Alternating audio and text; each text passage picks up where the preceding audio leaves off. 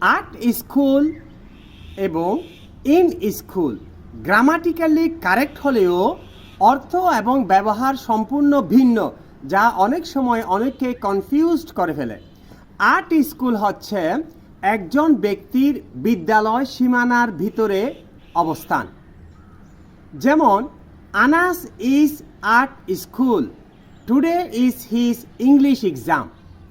অপরদিকে in school হচ্ছে কোনো ব্যক্তির শিক্ষাগত স্ট্যাটাস বা এডুকেশনাল স্ট্যাটাস, কলেজ বিশ্ববিদ্যালয়ে ছাত্রজীবন, চলমান ছাত্রজীবন। She is still in school, studying college or university, so she doesn't have a full-time job yet. মোট কথা, আর্ট স্কুল হচ্ছে ফিজিক্যাল লোকেশন, ইন স্কুল হচ্ছে এডুকেশনাল স্ট্যাটাস বা প্রসেস।